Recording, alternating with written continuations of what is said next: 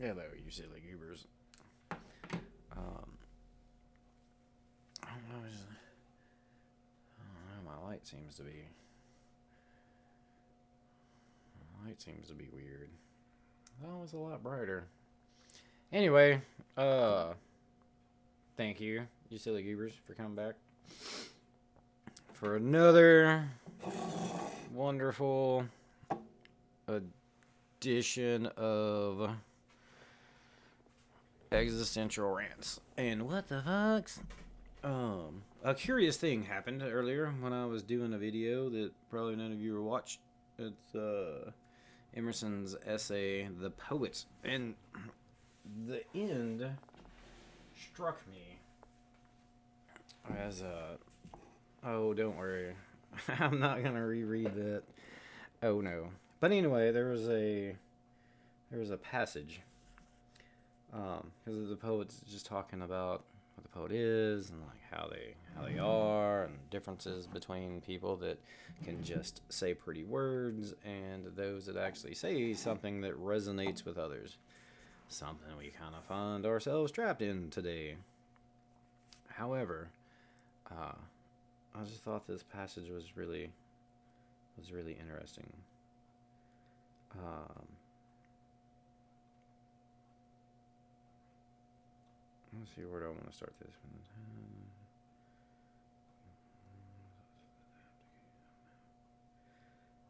God wills also that thou abdicate a manifold and duplex life, and that thou be content with that others speak for thee.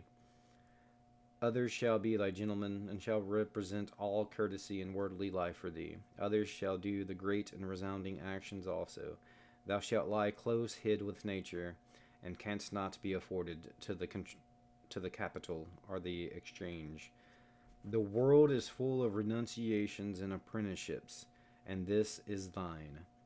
Thou must pass for a fool and a churl for a long season. This is the screen and sheath in which Pan has protected his well-beloved flower. And thou shalt be known only to thine own, and thou shalt console thee with tenderest love. And thou shalt not be able to rehearse the names of thy friends in thy verse, for an old shame before the holy ideal. And this is the reward, that the ideal shall be real to thee, and the impressions of the actual world shall fall like summer rain, copious but not troublesome to thy invulnerable essence. Wow. So, I mean, it was like a 20-page essay or so. But the point is, I saw a connection between that. Like, this dude's writing in 18. Shit, this was 18. Well, he was from 1803 to 1882. A poet. I think this was, I don't know, like mid 1800s. And the process for creative types, is all the same. Now, in the spiritual sense, like the Bible, or, well, I'm pretty sure it's in the Bible too. I know it's in the Bible. But the you hear about the season of isolation. You also hear about the season of struggle. And these seasons, when they talk about it, I think there's a couple, but all the different seasons, I can't remember them right now. But anyway, you got your season of isolation, where God removes you from life in a way. It's like you just find yourself on your own. I don't know. Maybe friends could disappear. Maybe not in a bad way. Just like you just don't. They just stop coming around for some reason. All right, you could move someplace. You could take a new job, go to a new city, something. But you will find yourself, and it seems that no matter what you do,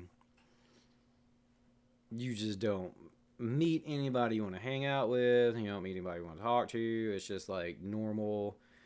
You could chat with people at work, but there's just no substantive interactions with anyone. I'm sure there's probably quite a few you may have found yourself in this position. Apparently, and there's from conversations and things that I've had with people, there's a lot going through this hermetic type. Just you trying to figure shit out. Probably think you're going crazy. Apparently, that's happened for quite a few people this year. This year has definitely seemed to rake people across the coals. But anyway, and then there's the period of suffering, where, and sometimes, and this is where it gets weird, because sometimes seasons will overlap. Perhaps now it's like without having, friends or people that you chat with, you're just kind of doing your own thing, getting your own routine set up. Maybe you're finding different things that you're into, because there's different periods within the season.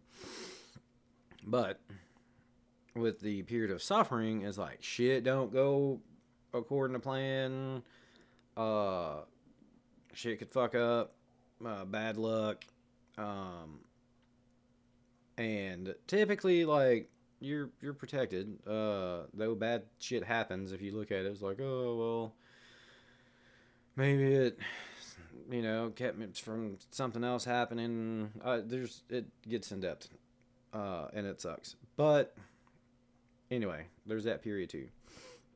But this, what he's talking about here, it seemed like, because he talked about the poet and like what they do, and being able to recognize like the beauty around them, and this certainly seems like some of that shit. It certainly seems that, especially the world is full of renunciations and apprenticeships.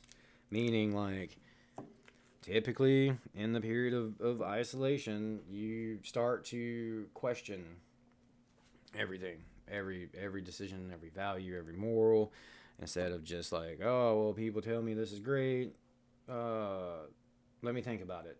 And then you think about it and you come with your own thoughts.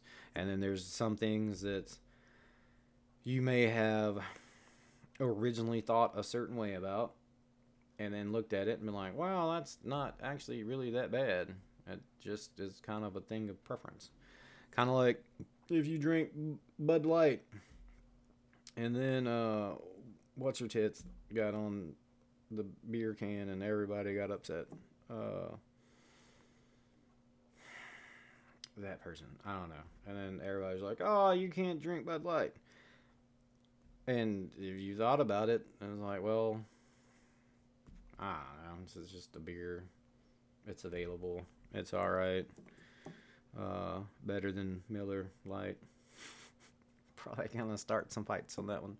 I don't personally like Miller Lite. I could have drunk it. I can, but I would just prefer Bud Light, regardless who's on it. I have more preferences. Guinness, for one, is fantastic. But anyway, the world is full of renunciations and apprenticeships. So you're going through here. You're renouncing shit. Like, no, that's not for me. I don't care for that. But you have reasons. You don't just discard shit, like tradition or whatever, just because it's convenient or you... I mean, at some point, you typically just throw everything away and then refund it in the beginning. Yeah, it's not a fun process. And apprenticeships. It's like, I guess in today's world, it's, I don't know, looking up David Goggin videos, or like someone else, like getting into someone's workout program or whatever. That's the apprenticeships. And then there's a comma. The world is full of renunciations and apprenticeships, comma, and this is thine. So typically, it seems for artists of all sorts, they go through this period. And you basically are learning, you really need to read this essay, but just learning how to, I guess, extract shit from the external world. Most writers like, oh, look at your life, and then, oh, I had this thing happen to me, and at the time it was shitty, and then now looking back on it, it was kind of funny. And man, I'm sure a lot of people was like, "Oh, how can you do that?" I know personally, like when I was in college and writing stories, I'm like, "How'd you come up with this?" Or do you pull from your life, your personal life? And it's like, "Oh fuck, there's nothing that's happened to me." Because at the time, it just shit that happened was just like, okay, well, this happened and this happened. But through this period of isolation, you look at it and like, oh, well, this was kind of funny. Like, it sucked at the time, but I mean, it led me to this, and then I had this thought, and this occurred to me. Anywho. But thou must pass for a fool. What the fuck is a troll? Hold on. I gotta look this up. I keep coming across.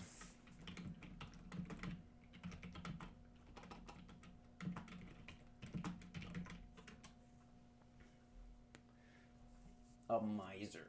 A person of low birth. A peasant. Well, I think we can all figure out what that is.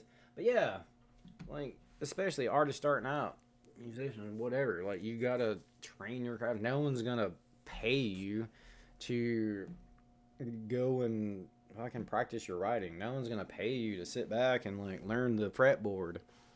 It'd be cool if they did.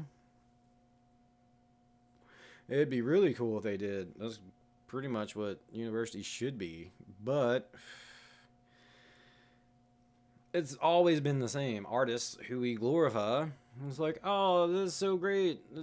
Your book touched me in special places. And then, yeah, they want to get lots of money. But the people going through their paces and learning, yeah, they typically don't get paid. So, a fool and basically a peasant, like, you're not going to be making much fucking money. People's gonna make fun of you. You gotta learn, like, one, to get a thicker skin. I mean, this is like the phase when stand-up comics usually talk about when they first got on stage and they bombed, and handling hecklers and figuring out the processes and this and that.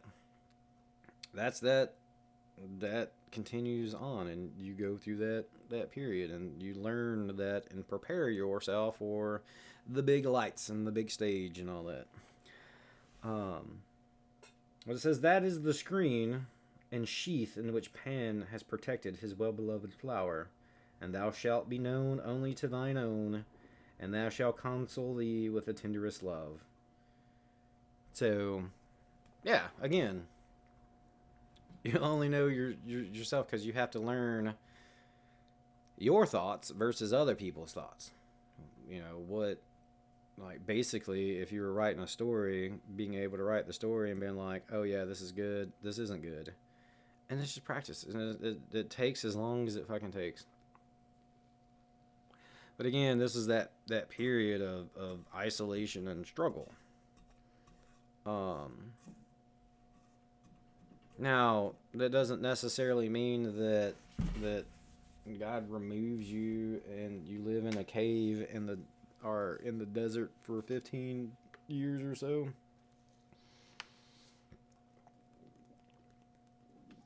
Maybe, but not necessarily. I mean, it could just be like you hanging out in your apartment, and then you go to work, and you come home, and you work on your shit. Because you have to do that. And it sucks. But there it is. And I just saw I saw him talking about that. Because Pan is like nature god, and poetry and music and all that. And he has associations with Dionysus, the same thing. Poetry and celebration. But even also in the essay, which you probably haven't read, he talks about how wine and narcotics and all that helps to, like, poets and artists use it because it does change the way we perceive things.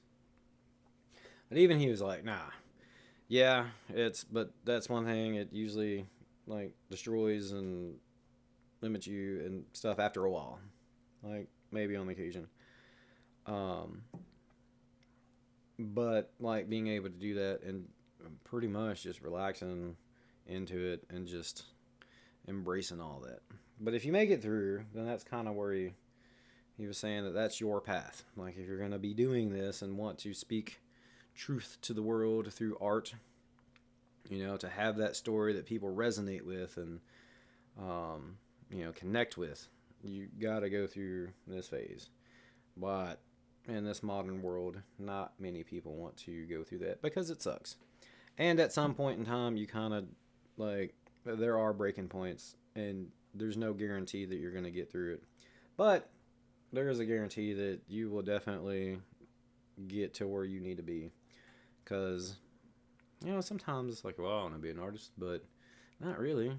You may want something else, and it'll lead you to, perhaps you go through that and fail and realize, like, oh no, I'm not going to do this thing. And then realize, like, you much prefer doing this other thing. All part of the spiritual path. We all get where we're going for the most part. Just can't quit.